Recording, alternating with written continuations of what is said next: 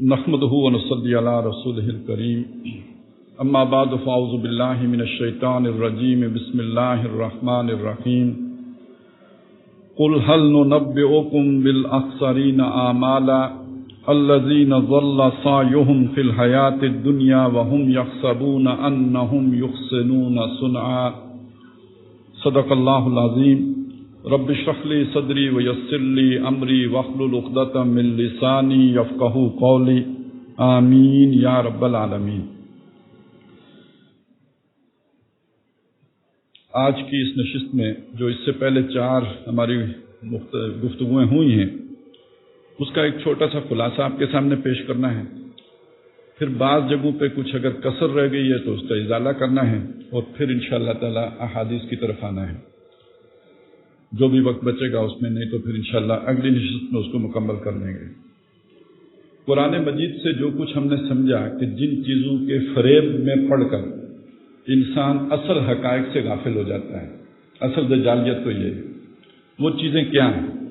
सबसे पहली चीज़ जो हमारे सामने आई वो खुद हमारा ये हैवानी वजूद है, जिसके तकाज़े हैं, इसकी ज़रूरतें हैं कि जो हमें अपनी तरफ इस तरह खींच लेती हैं कि हम रूहानी ज़रूरतों से गाफिल हो जाते हैं, अल्लाह से, आखिरत से गाफिल हो जाते हैं। दुनिया ने तेरी याद से बेगाना कर दिया, तुझसे भी दिल फरेब हैं गम रोज़गार के।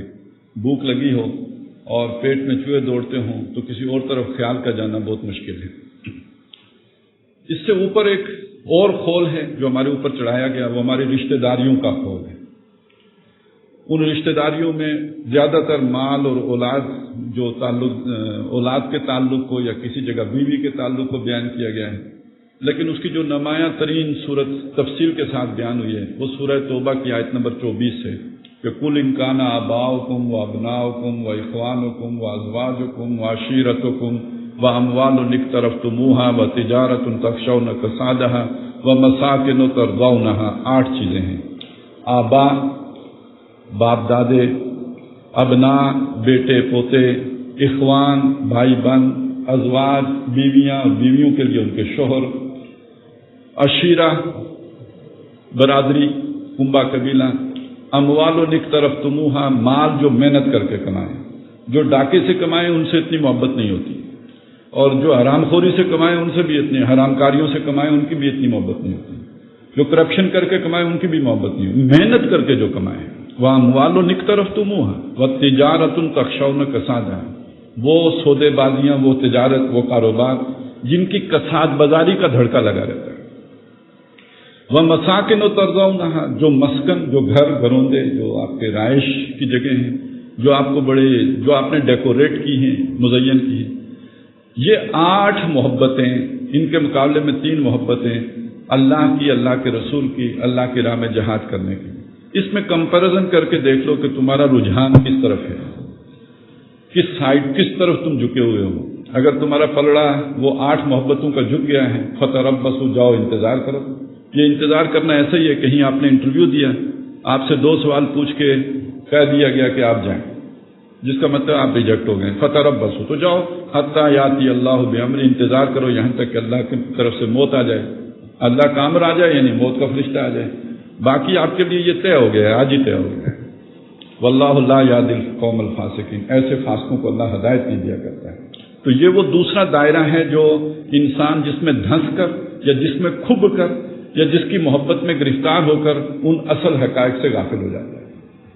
इसके ऊपर तीसरा दायरा तब आया कि जब इंसान, हमारा समाज तरक्की करके आगे बढ़ा, और बरादरी ही नहीं, उसने एक बाकायदा कबीले की, और कबीले की मुनज़्ज़म जो रसूमात और रवाज और जो वहाँ के रुझानात, अब उसमें उस शिकंजे में वो कसा गया, उससे वो बाहर नहीं निकल सकता।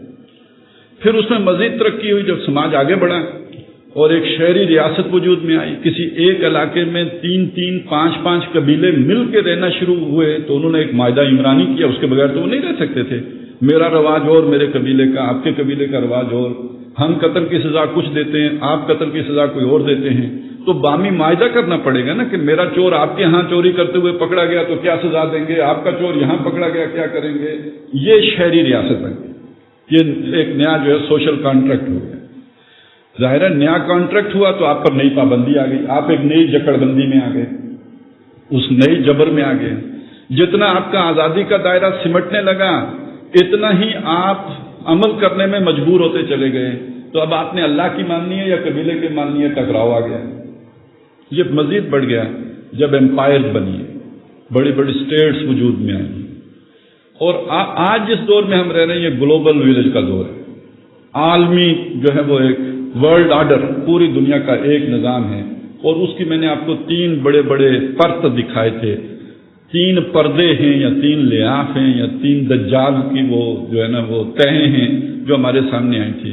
سماجی نظام، معاشی نظام، سیاسی نظام. آج ہمارا سیاسی نظام حاکمیت انسان کے فلسفے پر قائم ہے.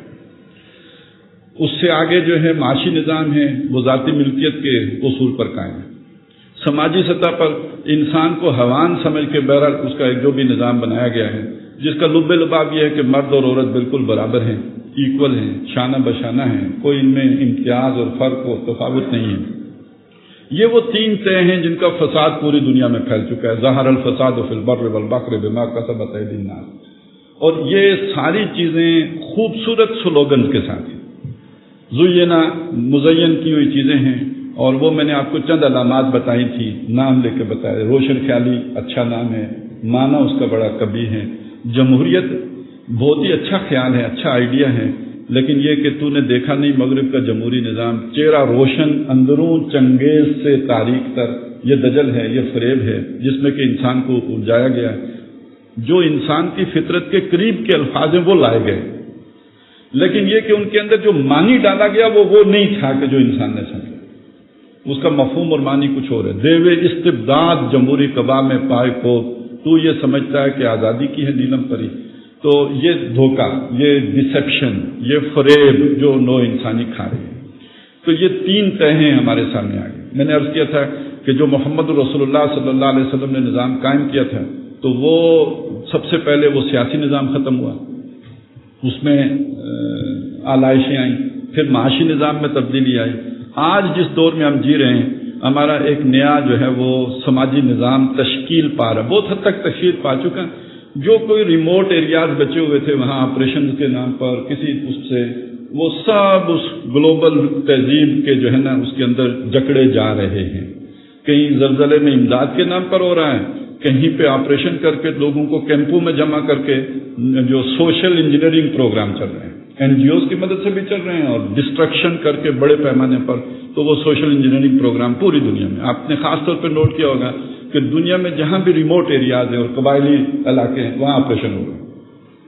بہانہ کہیں کوئی بھی ہو لیکن وہاں آپریشن ہو رہے ہیں. اور وہ ایک ہی طرح کا اس کی نوعیت ہے کہ سب لوگوں کو ایک جگہ جمع کرو، ان کو ریفیوجیز بناؤ، وہاں کیمپنگ ہو. اب وہاں جو ایجوکیشن ہو رہی ہے وہ ابھی ہمیں نہیں معلوم، وہاں وہ کیا نئی سیٹنگ ہو رہی ہے وہ آپ کو نہیں معلوم.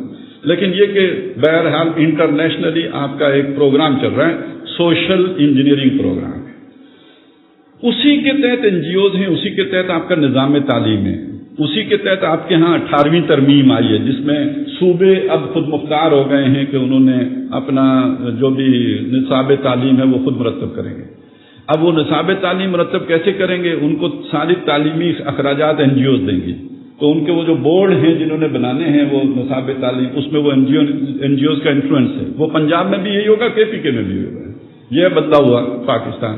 تو یہ مختلف سطحیں ہیں کہ جن کے اوپر وہ دجالیت جو ہے نا پوری طرح نبی اکرم صلی اللہ علیہ وسلم کی تعلیمات کے اوپر چھا رہی ہے، حاوی ہو رہی ہے. یہ آخری سطح بچی ہوئی تھی جہاں تک وہ پہنچ رہی ہے. اس سے اب ایک چیز جو خاص طور پہ رہ گئی تھی وہ ہے کہ جو سورہ کہف ہے جس کو یہ کہا گیا کہ یہ دجال سے پناہ اور فتنہ جو ہے دجال کا اس سے بچت کا ذریعہ بنے گی. تو اس پہ اگرچہ کہ میں نے یہ بات بیان کر دی تھی کہ تاریخی طور پر اس دور کا آغاز ہوا ہے رینائسنس مومنٹ سے، جو تحریک احیاء علوم ہے اور جو مغرب کی بیداری ہے.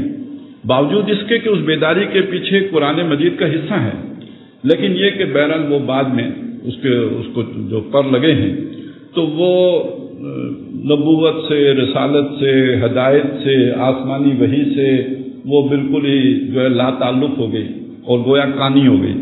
علوم جو 2 ہیں، ایک علم وحی ہے اور ایک علم حواس ہے. دونوں کا ذکر آپ کو سورہ بقرہ کے 4 رکوع میں مل جائے گا. وَعَلَّمَ آدَمَ الْأَسْمَاءَ كُلَّهَا، یہ علم بالحواس ہے. اور ایک علم وہ ہے جو ضرورت کے مطابق وحی کے ذریعے سے آتا رہا، جس لیول پہ انسان ہوتا رہا. وہ قبیلے کے لیول پر ہے تو اس کے مطابق، وہ برادری کے لیول پر ہے تو اس کے مطابق، وہ شہری ریاست کے لیول پر ہے تو اس کے مطابق، اور وہ اگر اسٹیٹ کے لیول پر آ گیا تو اس کے مطابق وہ علم آتا رہا. فَإِمَّا يَأْتِيَنَّكُم مِّنِّي هُدًى فَمَن تَبِعَ هُدَايَ فَلَا خَوْفٌ عَلَيْهِمْ وَلَا هُمْ يَحْزَنُونَ. وہ علم بالوحی ہے. اس مومنٹ کا نتیجہ کیا نکلا؟ جو یورپ میں پروان چڑھی وہ یہ نکلا کہ اس انسان نے علم بالوحی سے آنکھ بند کر دی اور علم بالحواس پر اس نے فوکس کر دیا. تو یہ گویا اس میں ایک کانا پن آ گیا. ایک آنکھ کھلی ہے، دوسری آنکھ بند ہو گئی. میں نے اسے بیلنس بھی کر دیا تھا. دوسری طرف کیا ہوا کہ جن کی وحی والی آنکھ کھلی ہے علم بالوحی کی یا نقل کی، انہوں نے عقل والی آنکھ بند کر دی. تو یہ جو دو انتہائیں پیدا ہو گئیں، ایک کی دائیں آنکھ کانی، دوسری کی بائیں آنکھ کانی، آج دنیا ان کے ٹکراؤ کا مزہ چکھ رہی ہے. جس وقت جو پوری دنیا میں جو جنگ ہو رہی ہے یہ دو کانوں کے درمیان ہو رہی ہے. ایک کی دنیا کی آنکھ کانی، دوسری کی جو ہے وہ آخرت کی آنکھ کانی. یہ ہے جو تہذیب جو اس وقت ہمارے سامنے موجود ہے. لیکن اس کے بارے میں جو اس حد تک تو تفصیل آئی تھی، لیکن جو بات رہ گئی تھی وہ یہ کہ مولانا مناظر احسن گیلانی رحمۃ اللہ علیہ انہوں نے اس سورہ کہف کو لے کر ایک تفسیر لکھی ہے سورہ کہف کی، التذکیر بسورۃ الکہف کے عنوان سے. اور اس میں انہوں نے جب یہ خاص طور پہ مغربی اقوام کا سیلاب آیا ہے تو گویا ان کی نظر میں دجالی تہذیب پورے عالم پر چھا گئی. وہ اسے یاجوج و ماجوج کا سیلاب بھی قرار دیتے ہیں. یہ سارا جو غلبہ ہوا ہے مغرب کا، ان کی نظر میں یہ یاجوج ماجوج کا غلبہ ہے اور دجالی تہذیب کا غلبہ ہے. اس کے مقابلے میں جو ریزسٹنس ہوئی ہے مسلمانوں نے کی. ابتداءً آخر میں ہندوستان میں مسلمانوں کے ساتھ ہندو بھی شامل ہو گئے. 1857 کی جو جنگ آزادی ہے اس میں ہندوؤں نے بھی مسلمانوں کا ساتھ دیا. لیکن 1857 سے پہلے ساری مزاحمت کی تحریک صرف مسلمان چلاتے ہیں. کوئی ہندو کی اس کے اندر کوئی پارٹیسپیشن نہیں ہے. بات سمجھ میں بھی آتی ہے کہ ہندو سے تو کوئی آزادی نہیں چھینی تھی، وہ پہلے ہی مسلمانوں کے زیر نگین تھا. اس کے ماسٹر بدل گئے تھے، مسلمانوں کی جگہ پہ انگریز آ گئے تو اس کے لیے تو مسئلہ ہی نہیں پیدا ہوا. مسئلہ پیدا ہوا تھا مسلمانوں کے لیے، لہذا وہ مزاحمتی تحریک چلاتے رہے. بالآخر 1857 میں جا کے تو ہندو بھی ساتھ شامل ہو گیا، لیکن دونوں مل کے بھی ناکام ہو گئے اور دوبارہ جو ہے وہ پوری طرح انگریز کا صحیح معنوں میں تو اقتدار قائم ہی 1857 کے بعد ہوا. باقاعدہ قانونی اقتدار ان کا، بادشاہت کا خاتمہ ہوا اور ملکہ برطانیہ کے تابع ہو گیا ہندوستان 1857 کے بعد. اس کے بعد احساس ہوا امت کے سوچنے سمجھنے والے عناصر کے اندر کہ ہم انگریز کا مقابلہ نہیں کر سکتے، یعنی دجال کا مقابلہ نہیں کر سکتے. نتیجہ یہ نکلا کہ 1867 میں دارالعلوم دیوبند کی بنیاد رکھی گئی اور مولانا مناظر احسن گیلانی رحمۃ اللہ علیہ کا تھیسس یہ ہے کہ در حقیقت علماء نے کاف کی زندگی اختیار کرنے کا فیصلہ کیا. اور بہرحال اگر آپ غیر جانبداری سے اس تاریخ کا مطالعہ کریں، یہ ماننے پہ آپ مجبور ہو جائیں گے کہ ایمان بچا انہی کا جو اس تہذیب سے کٹ گئے.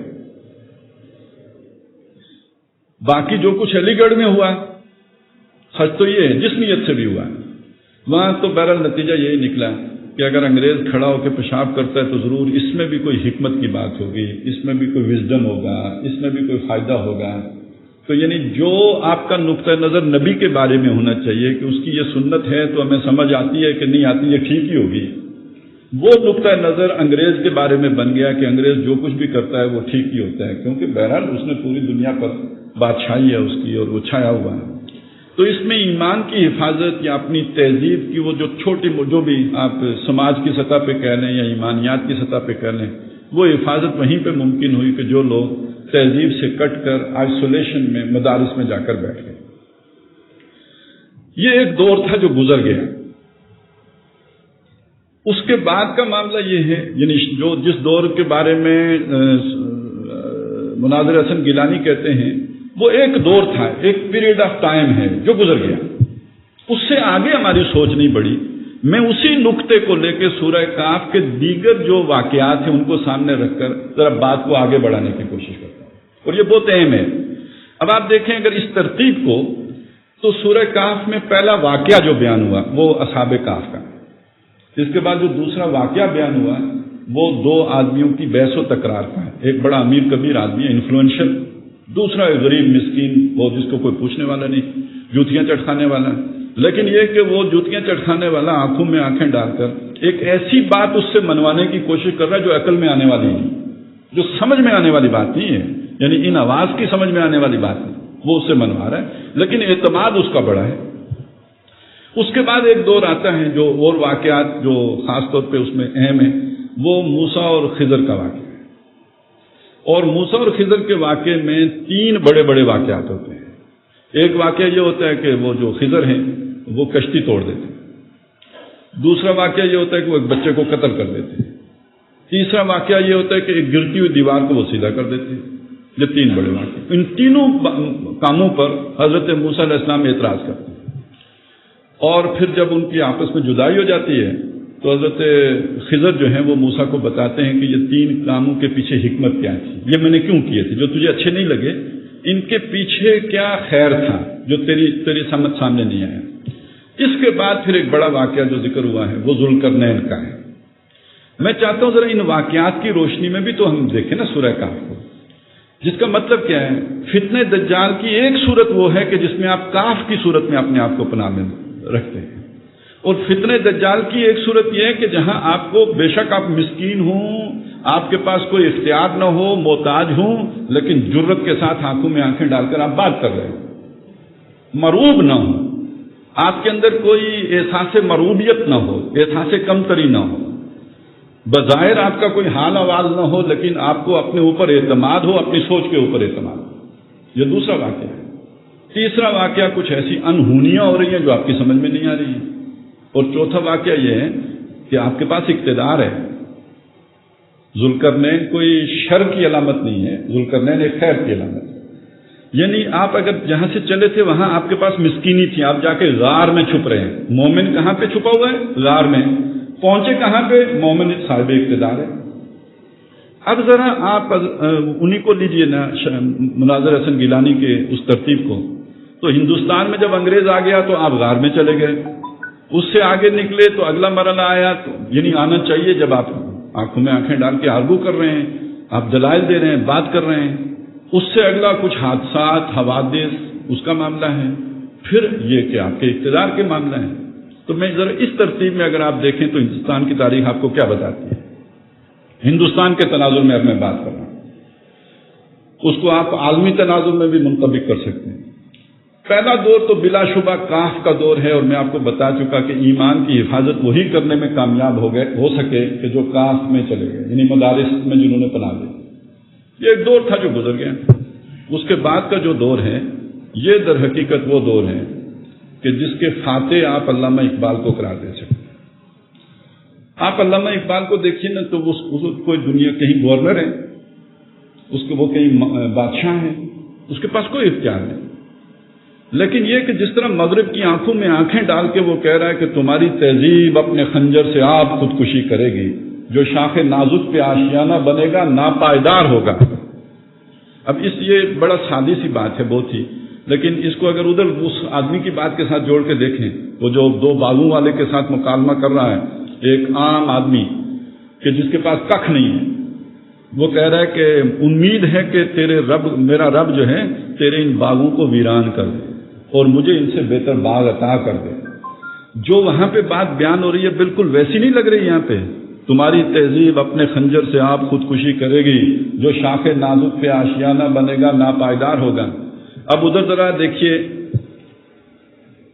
سر سید احمد خان صاحب کو کہ وہ اس مروبیت میں، یعنی وہ بھی ایک دور ہے نا، یہ جو ہے ابھی آئنسٹائن کا دور نہیں شروع ہوا، یہ نیوٹن کا ایرا ہے، ابھی مادہ غیر فانی ہے، یعنی سائنس جہاں تک پہنچی ہے وہ کیا ہے کہ مادہ فانی نہیں ہے۔ آپ قیامت کی بات کیسے کر سکو گے؟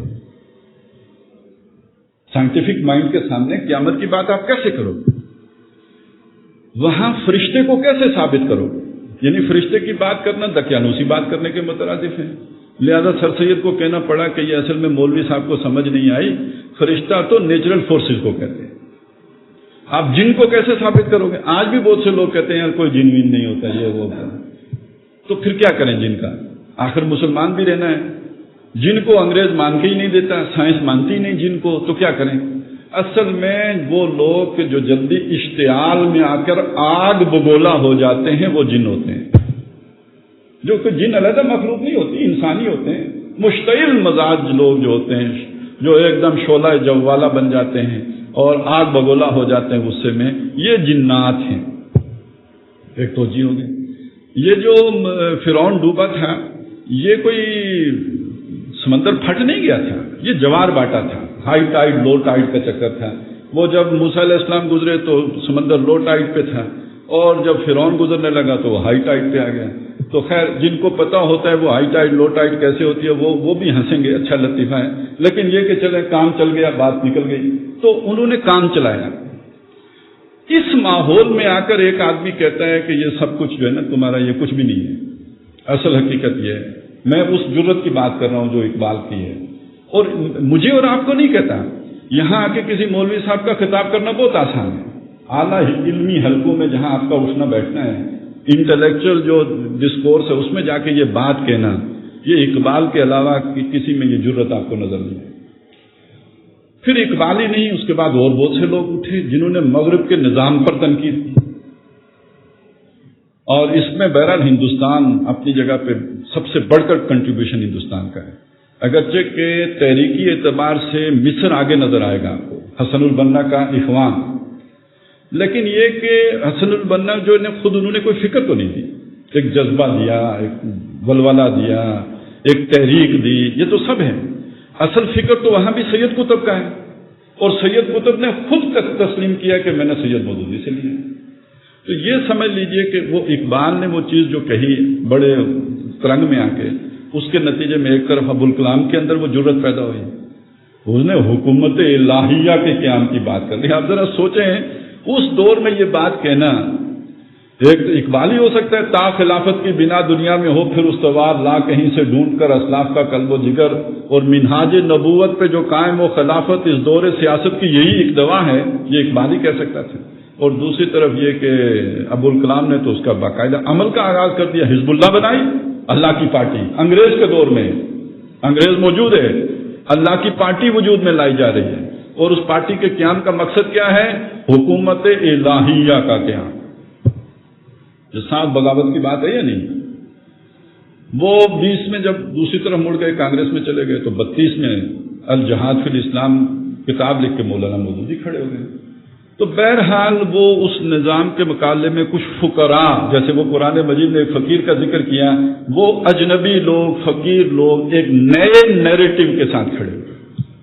یہ مکالمے کا آغاز ہے، یہ ڈائلاگ کا آغاز ہے، اور یہ یوں سمجھیے مجادلہ ہے جو مغرب کے ساتھ کیا جا رہا ہے. اب اس کے بعد پھر ایک دور آیا ہے کہ جس کو اگر ہم موسیٰ اور خضر کی ملاقات کے تناظر میں دیکھیں تو حوادث ہو رہے ہیں. ان حوادث کو آپ یوں سمجھیں نا کہ ایک ہمارا ملک بن گیا، یہاں ایک تحریک کے نتیجے میں پاکستان وجود میں آ گیا، جس کے پیچھے وہ ساری سوچ موجود ہے، پاکستان کا مطلب کیا، لا الہ الا اللہ بن گیا. لیکن یہ کہ یہ کشتی اس منزل کی طرف نہیں چل پائی جس کی طرف ہم اسے لے کے جانا چاہتے. ایک حادثے سے دو چار ہو گئی، پھٹا ٹوٹ گیا، آپ 71 میں 2 لخت ہو گئے، اور آپ کی جو ہے نا ذلت رسوائی، 92,000 فوجی قیدی ہو گئے، اور اس ہندو کے قیدی ہو گئے جس پر 1000 سال کے لگ بھگ آپ نے حکومت کی تھی. بڑی رسوائی کی بات ہے، ناک رگڑی گئی. تو یہ کشتی کے حادثے سے کم تر نہیں. دوسری بات جو میں کہتا ہوں وہ ہمیں جذباتی طور پہ بالکل اچھی نہیں لگتی میرے دوستوں کو، لیکن یہ کہ مجھے کہنے دیجئے، کوئی حرج نہیں ہے، آپ ذرا سن لیجئے کہ یہ جو ہمارے پڑوس میں طالبان کی حکومت قائم ہوئی تھی، اس میں بہت اچھائیاں بھی تھیں، بہت خوبیاں بھی تھیں، لیکن ان میں مطلق الانانیت بھی تھی. ان کے اندر دوسروں کو کچھ نہ سمجھنے والا معاملہ بھی تھا. یہاں تک کہ خود اپنوں کو بھی، مطلب اپنی اس جماعت کے علاوہ اس سے باہر اگر کوئی حکمت یار ہے تو ان کے ہاں اس کی کوئی کخ حیثیت نہیں. کوئی احمد شاہ مسعود ہے، اس کو کوئی اپنے ساتھ ملانے کوئی سوچ نہیں ہے. جس نے آنا ہے تابع فرمان ہو کر آئے گا. برابری کی سطح پر ہم بات کرنے کے لیے تیار ہیں. باقی دنیا کے بارے میں بھی جو بھی وہ ایک جو ہمارا وفد گیا تھا 9/11 کے بعد ملنے کے لیے، تو وہ سوچ بڑی چھن کے اوپر آ گئی تھی کہ تم نے کوئی جنگ جیتی نہیں، ہم نے کوئی جنگ ہاری نہیں. تو ذرا وہ جو ایک اندر تھا وہ باہر نکل آیا. یہ جو ڈیورنٹ لائن کا مسئلہ تھا 99 سالہ پٹا جب ختم ہوا تو طالبان کے دور میں ختم ہوا، ان سے ایکسٹینشن کی جو ہے نا درخواست کی گئی، مسترد کر دی گئی. دوست تھے نا، یعنی ہم نہیں بنائے تھے، لیکن یہ کہ یہ انہوں نے کہا نہیں، افغان کہیں گے کہ تم نے اپنی زمین بیچ دی، ہم یہ معاہدہ جو ہے نا اس کو ایکسٹینڈ کرنے کے لیے تیار ہیں. وہ آج بھی پینڈنگ پڑا ہوا ہے. تو کہنے کا مطلب یہ کہ ان کے اندر تھوڑا وہ ایک بے روخا پن یا وہ ایک کھردرا پن بالکل ان کے اندر تھا. یہ کوئی مانے نہ مانے تھا. اور اپنا وہ جو ایک حنفیت اور دیوبندیت ہے وہ بھی بڑی شدت کے ساتھ موجود تھی. ان کے اندر وہ تحریکی اور احیائی جذبہ بالکل نہیں تھا. ایک مذہبی جو جیسے بسم اللہ کی گنبد میں بند ہونے والی بات ہے وہ بالکل ان کے اندر تھی. 98 میں میرا وہاں جانا ہوا. جلال آباد گورنر ہاؤس کی جو مسجد تھی اس میں ہم نے نماز پڑھی. صبح کے وقت وہاں فجر کی نماز میں کوئی وفد آیا ہوا تھا شمال سے، انہوں نے رفع یدین کیا. اس پہ لڑائی ہو گئی. یہ کسی محلے کی مسجد کی بات نہیں کر رہا ہوں، گورنر ہاؤس کی مسجد کی بات کر رہا ہوں کہ آپ نے رفع یدین کیوں کیا. تو بہرحال یہ وہ وہاں کے جو چیف جسٹس تھے، شاید یہ وہی صاحب ہیں جو اب وہاں کے امیر ہیں. تو ان سے ہم نے پوچھا کہ آپ نے شیعوں کے لیے کوئی علیحدہ جو ہے نا طلاق نکاح کے کوئی قوانین ہیں؟ انہوں نے کہا یہاں ظاہر شاہ کے دور میں سے یہ فقہ حنفی ہے، شیعوں کو بھی وہی ماننی ہے.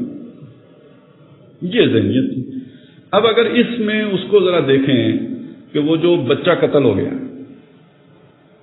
تو جب بعد میں وضاحت کی تھی موسیٰ کو انہوں نے، خضر نے، تو کیا بتایا تھا کہ ہمیں اندیشہ تھا کہ یہ بڑا ہو کے والد جو نیک ہیں اس کے ساتھ بے رخی برتے گا، اس کے ساتھ گستاخانہ رویہ اختیار کرے گا، تو ہم نے چاہا کہ اس کے بدلے میں اسے نیک اچھا صالح اولاد عطا کر دیں.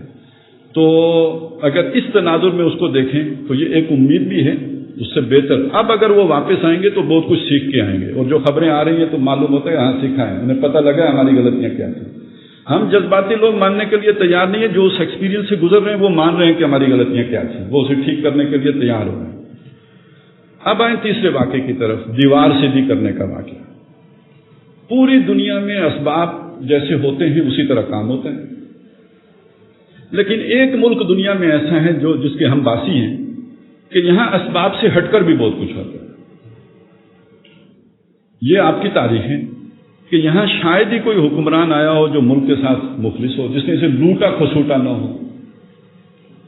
روس میں ایک گورباچوف آیا، ٹوٹ گیا، اس کے حصے بکھرے ہو گئے. یہاں گورباچوف ضرب دف ہر کوئی آیا، ملک پھر بھی سلامت ہے. تو یہ تو آیت اللہ ہے. ہر کوئی مٹانے کی فکر میں رہا، نہیں مٹا. ابھی آپ کو پتا ہے آپ پہ قرضے اتنے نہیں ہیں جتنے ایک ایک آدمی کی دولت باہر جمع ہے. جو معلوم ہے، جو نہیں معلوم وہ تو، جو معلوم ہے وہ تو ٹپ آف دا آئس برگ ہے، نہ معلوم تو اس سے زیادہ ہوگی. لیکن یہ کہ بہرحال ادھر ہی سے گئی ہے، پھر بھی چل رہا ہے. اچھا صرف اتنا ہی نہیں، دنیا واقعی مخالف ہے، اس لیے کہ آپ کا نظریہ ہی وہ ہے کہ جو دنیا کو قابل قبول ہی نہیں، لا الہ الا اللہ اور یہ، اور آپ کی آئین کے اندر جو کچھ ہے. تو ہر بار بار یہ نظر آیا کہ اب گیا کہ تب گیا، اب گیا کہ تب گیا، جیسے اب بھی نظر آتا ہے. لوگ کہتے ہیں حالات بہت خراب ہیں، ہماری اکنامک صورتحال بڑی خراب ہے، فلانا ہے، ڈنگڑا ہے، لیکن ہر بار ایسا کچھ ہوا. کوئی 9/11 ہو گیا کہ ہماری ضرورت وقت کے سرداروں کو پڑ گئی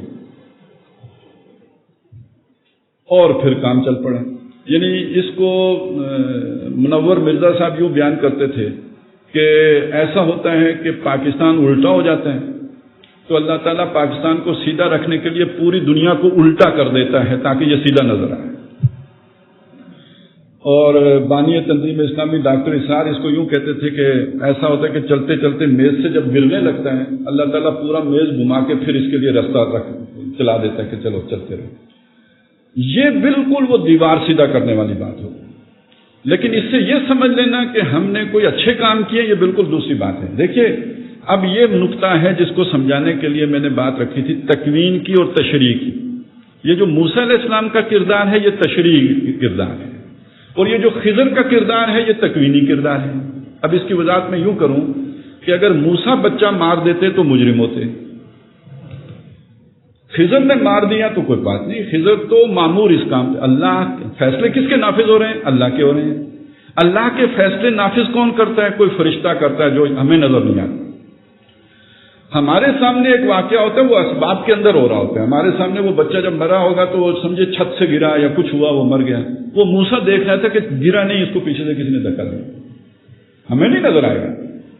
ہمارے سامنے وہ حادثہ ہوا، اس کے پیچھے خدائی فیصلہ جو نافذ کر رہا ہے وہ کوئی خضر کا ہاتھ ہے جو نافذ کر رہے ہیں۔ وہ کچھ دن موسیٰ وہ دیکھتے رہے، ان کو ہر ایک پہ اظہار ناراضگی کرتے رہے۔ تو اس میں جو چیز نمایاں ہو کے ہمارے سامنے آئی وہ کیا ہے کہ جو اللہ نے جس کام پہ معمور کیا فرشتے کو، وہ اپنا کام کرے گا، وہ تکوینی حاکمیت اللہ کی نافذ کرے گا۔ انسان کا کام یہ ہے کہ جو تشریعی طور پر وہ اسے دیکھے اس کے مطابق بات کرے، جیسے حضرت موسیٰ علیہ السلام معاہدے کے باوجود اعتراض کرتے رہے اور بتاتے رہے یہ تم نے غلط کیا، یہ صحیح نہیں کیا، یہ اس طرح نہیں ہونا چاہیے تھا۔ یہ ہے ایک انسان کا کام۔ اب اس کا ایک پہلو اور ہے اگلا کہ بعض اوقات وہ کام انسان کے ہاتھوں ہو رہا ہوتا ہے۔ ایک آدمی ہے، اس کا قتل ہونا ہے، وہ کوئی انسان قتل کر رہا ہے، کوئی قابیل کسی حابیل کو قتل کر رہا ہے، فیصلہ اللہ کا ہے، اللہ کا فیصلہ نہ ہوتا یہ نہ ہو سکتا۔ لیکن یہ جو قابیل کر رہا ہے اس کو ہم خضر کے کھاتے میں رکھیں گے؟ نہیں، قابیل مکلف تھا تشریع کا، خضر والا کام اس کے ذمہ نہیں ہے۔ یہ اگر وہ والا کام کرے گا تو یہ قابل گردن زدنی ہے، قصاصاً قتل ہوگا، اور آخرت میں وہ 4 سزائیں اس کے لیے، اللہ کا اس پر غضب ہوگا، ہمیشہ دوزخ میں رہے گا، لعنت ہوگی۔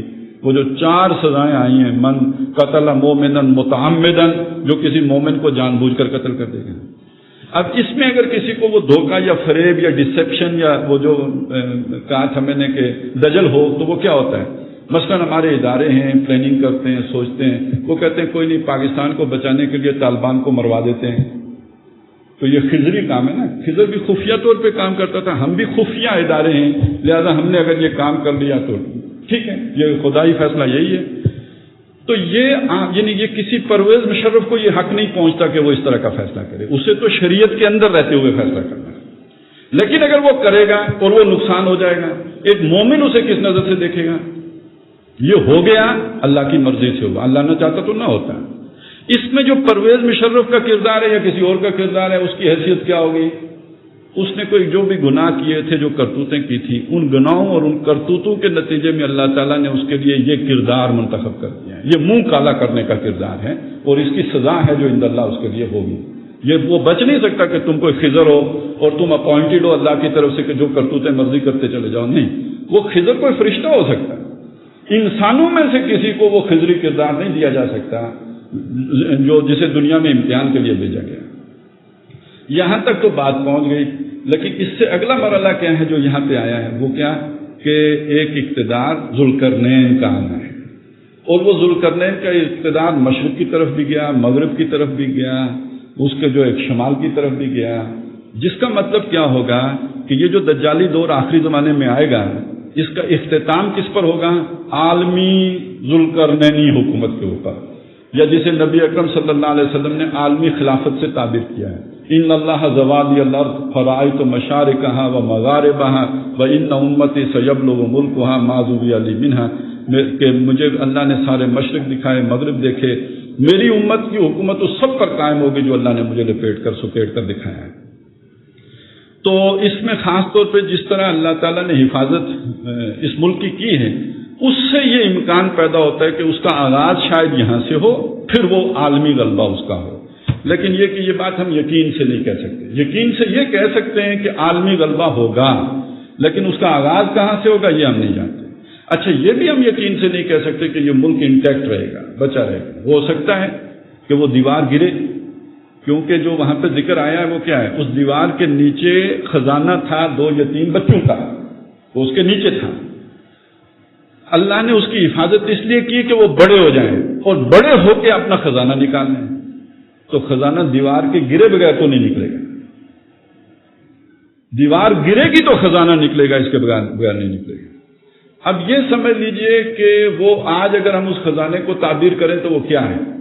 یہ جو میں نے ذکر کیا تھا علامہ اقبال کا، انہوں نے ایک سوچ دی، ایک فکر دی یہ جو میں نے چند اور فقیروں کا ذکر کیا، ابوالعلا ہوں یا ابوالکلام ہوں یا اور جو اس رخ پہ چلے ہوں، اس کو ذرا اور پیچھے لے جائیں، اقبال سے بھی پیچھے لے جائیں. یہ جو دو قومی نظریہ ہے یا جو یہ سوچ ہے، اس کے جو مجدد یا بانی ہیں وہ در حقیقت مجدد الف ثانی ہے. یہ 400 سال کا جو ہے نا پروسیس ہے. یہ وہ ہماری اجتماعی لاشعور میں پوست ہے، وہ جیسے دیوار کے نیچے ہے نا، یہ اس علاقے میں، اس خطے میں جو مسلمان آباد ہیں اس کے اجتماعی لاشعور میں یہ جذبہ موجود ہے. اسی کا نتیجہ ہے کہ خلافت ترکی میں ختم ہوتی ہے، تحریک ہندوستان میں چلتی ہے. اسی کا نتیجہ ہے اور مسلمان ممالک بھی آزاد ہوئے، لا الہ الا اللہ کی بنیاد پر صرف ہندوستان میں مسلمانوں نے آزادی مانگی. آپ کو کہیں اور یہ نہیں نظر آئے گا. اسی کا نتیجہ ہے کہ بہرحال آج بھی بہت سے لوگ اس ملک کے ساتھ اپنی نیک امیدیں وابستہ کر کے بیٹھے ہوئے ہیں اور اسی اسلام کے نام پہ آج بھی ایکسپلائٹ ہو رہے ہیں. یہ وہ سوچ ہے جو 400 سالوں میں یہاں پہ ہے، اور یہ سوچ عوام میں ہے، آپ کے حکمرانوں میں نہیں ہے. یہ سوچ عوام میں ہے، آپ کے اداروں میں نہیں ہے. یہ سوچ عوام میں ہے، بدقسمتی سے ہمارے علماء میں بھی نہیں ہے. اور یہ سب وہ ہیں کہ جو ہمارے اوپر بیٹھے ہوئے ہیں، وہ علماء کی صورت میں ہوں، حکمرانوں کی صورت میں ہوں، مقتدر طبقات کی صورت میں ہوں، جو سب کو دیوانہ بنا سکتی ہے. میری ایک سکے پہ کے اچھالنے پہ جو ہے وہ دیوانے ہو سکتے ہیں. وہ جو بالکل صحیح بات کہی ہے، وہ جو کسی اٹارنی نے امریکی نے کہی تھی کہ یہ پاکستانی اپنی ماں بھی ڈالر کے عوض بیچ سکتے ہیں، تو وہ ہم نہیں ہیں. وہ پاکستانی ہیں جن کے ساتھ ان کا واسطہ پڑتا ہے. وہ ہمارے بارے میں تو خطرے سے دو چار ہیں کہ یہاں پہ جو ہے نا وہ بڑا ٹیررزم بھی ہے، یہاں پہ فنڈامنٹلزم بھی ہے، یہاں پہ یہ بھی ہے، وہاں پہ وہ بھی ہے. تو وہ مائیں بیچنے والے کون ہیں؟ وہ انہیں جانتے ہیں جن کے ساتھ ان کا سابقہ پیش آتا ہے. یہاں ہم پاکستانی تو ماں نہیں بیچتا، یہ جو بیچتے ہیں ان کا ذکر ہو رہا ہے. وہ ہیں کہ جو قبضہ کر کے بیٹھے ہیں اچھا یہ ذرا میں بالکل مادی بات کروں، ذرا اس کے اعتبار سے بھی دیکھ لیجئے. ہمارے اس ملک کی زمینوں میں، اس ملک کے جو معدنیات ہیں وہ بھی تو کوئی کم نہیں ہے نا. تیل کی دولت کی کوئی کمی ہو، سونے کی کوئی کمی ہو، کوئلے کی کوئی کمی ہو، سب کچھ نکل نہیں رہا. کیوں؟ ان کی نااہلی کی وجہ سے. تو وہ گویا اللہ تعالیٰ اس قوم کے لیے اس کی حفاظت کر رہا ہے. وہ سارا جو ہے وہ فکری اثاثہ بھی محفوظ ہے، اور یہ کہ اس کے ساتھ ساتھ جو مالی یا مادی اسباب ہیں وہ بھی اللہ نے ان کے ہاتھ نہیں لگائے، وگرنہ وہ بھی سارے سوئٹزرلینڈ پہنچ چکے ہوتے.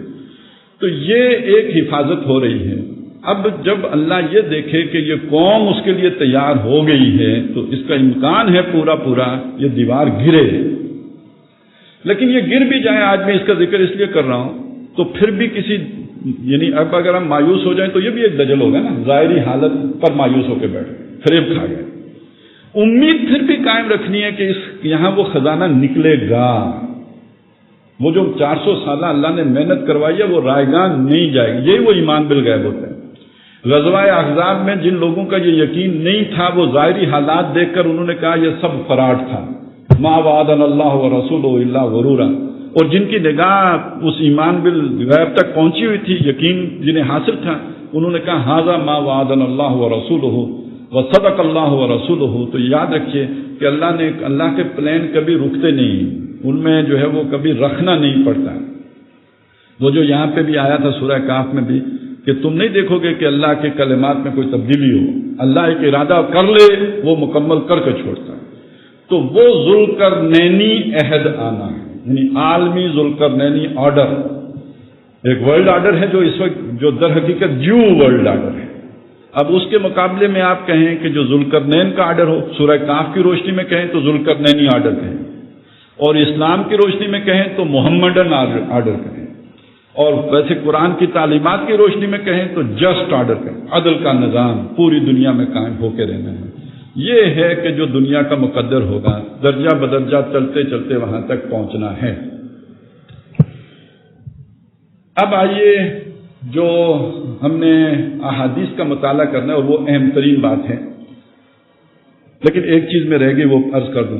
یہ جو مختلف میں نے آپ کے سامنے خول رکھے، پہلا خول اپنے وجود کا، اس سے آگے اپنے خاندان کا، اس سے اوپر اپنی برادری کا، اس سے اوپر اپنی قوم کا، اس سے اوپر اپنی ریاست کا، ان تازہ خداؤں میں بڑا سب سے وطن ہے، اس سے اوپر انسانیت کا آج کھول چڑھ گیا، آج انسانیت تک پہنچا ہے. یہ جو مختلف کھول ہیں، ان میں سے کسی میں بھی گم ہو کے انسان اللہ سے، آخرت سے، اپنی اصل حقیقت سے غافل ہو گیا، وہ دجال کا شکار، دجالیت کا شکار ہو۔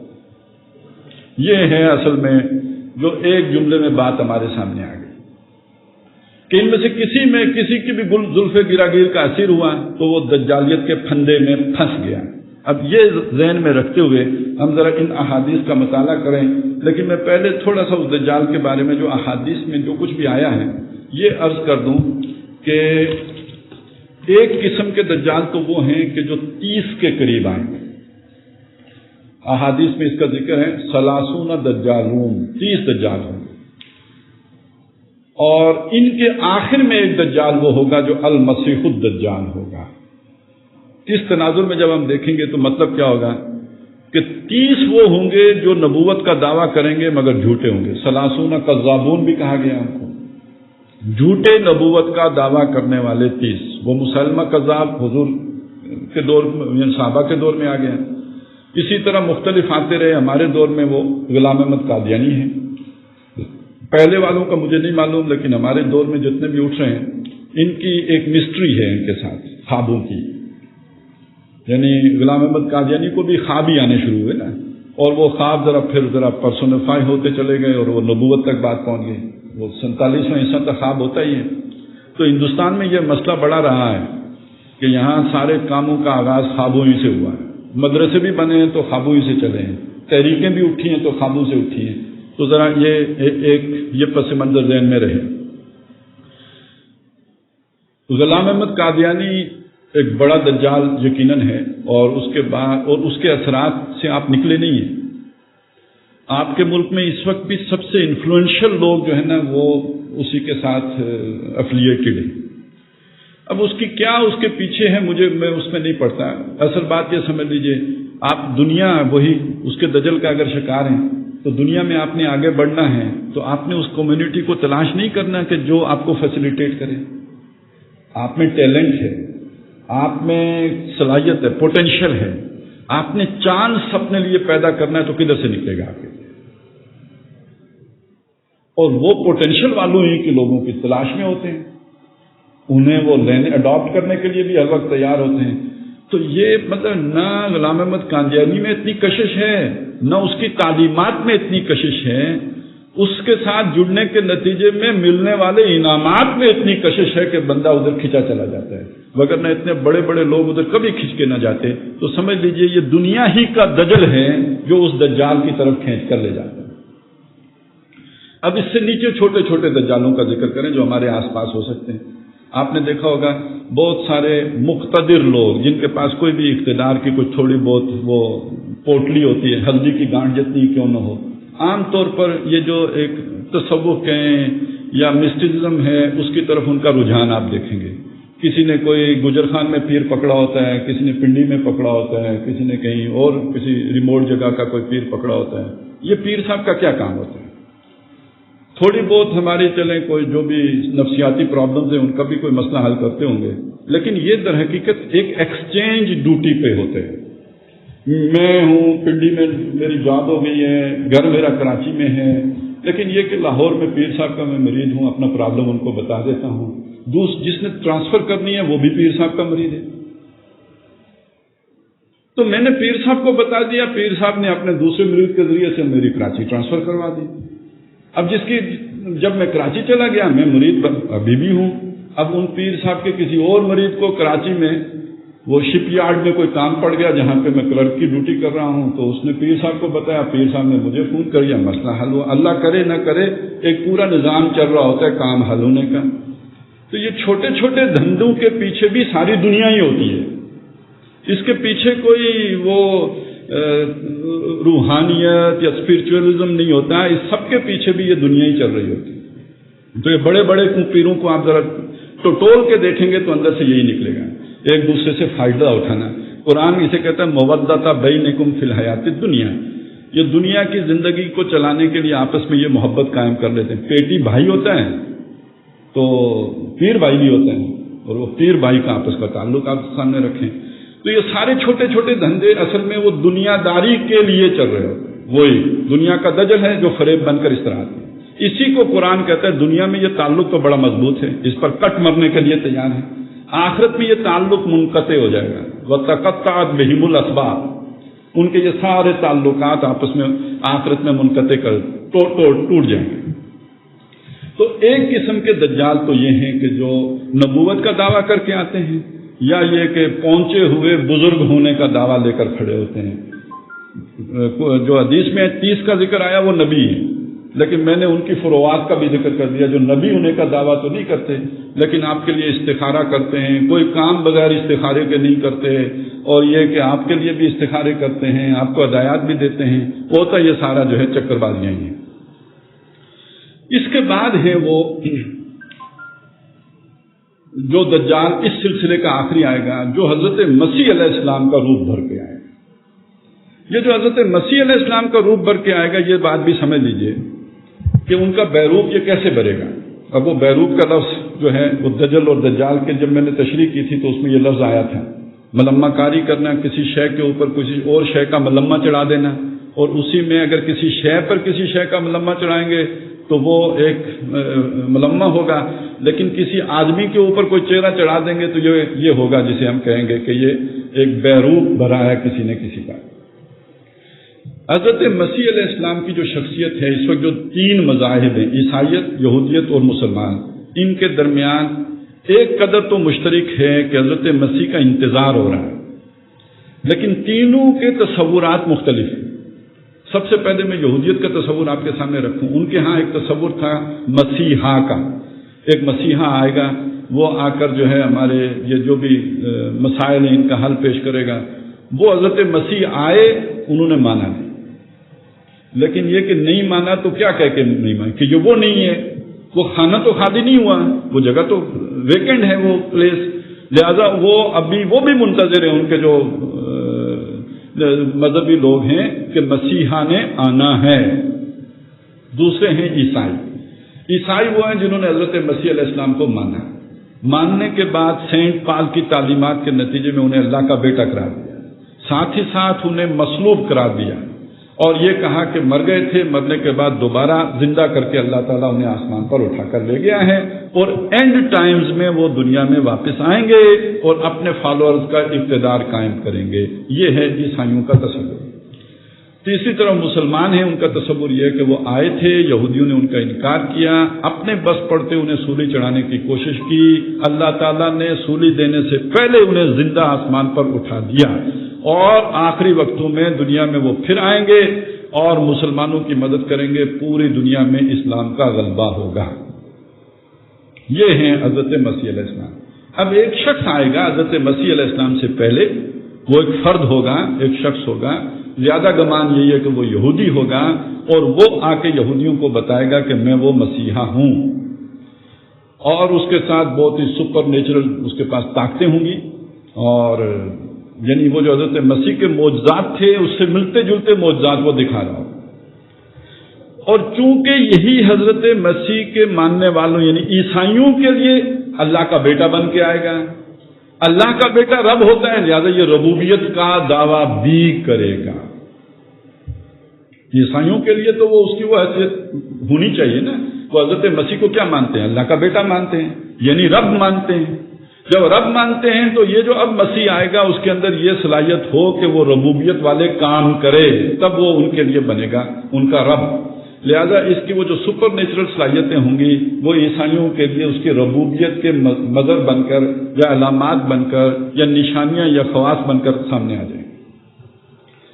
مسلمانوں کے لیے بہرحال جو دنیا دار ہوں گے، اب یہ جو بات میں عرض کر رہا ہوں ذرا توجہ سے سنیے گا، جو دنیا دار مسلمان ہوں گے، مسلمانوں کی تاریخ میں اس مسیح الدجال سے بڑا صوفی کوئی نہیں آیا ہوگا۔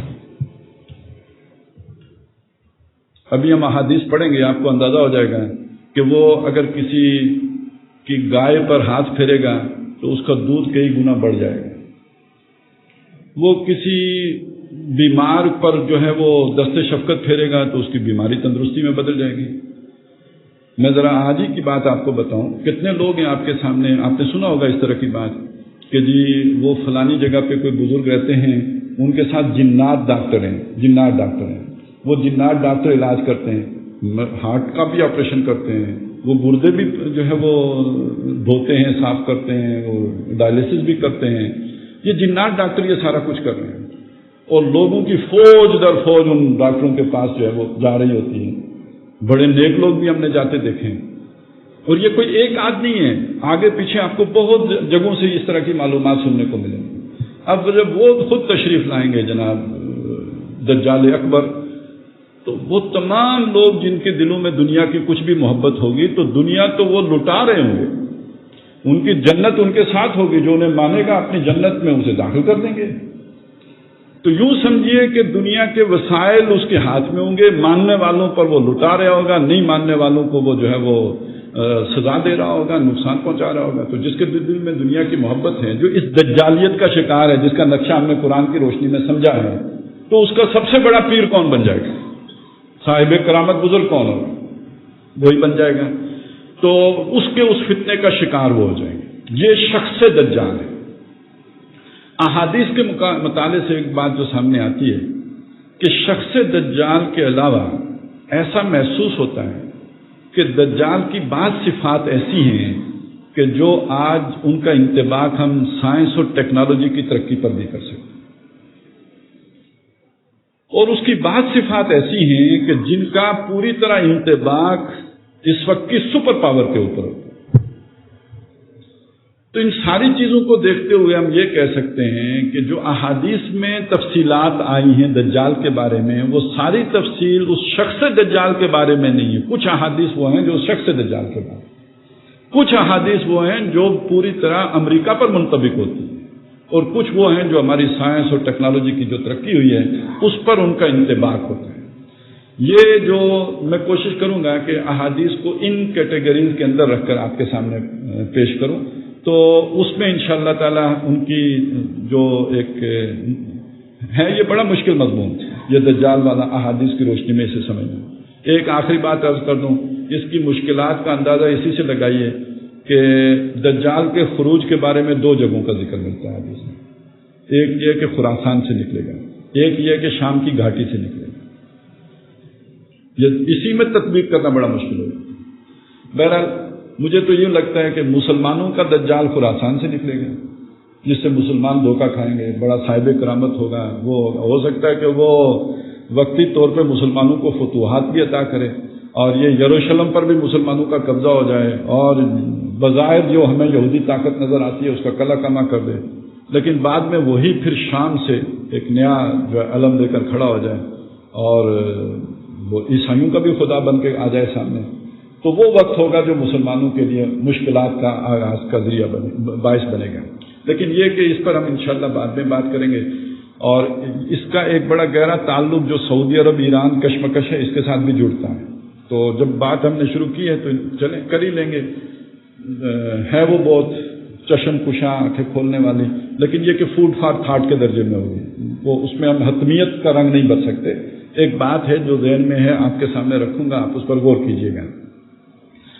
تو یہ انشاءاللہ تعالی احادیث کا اس انداز میں اور اس رخ پر اگلی دفعہ سے مطالعہ شروع کریں گے.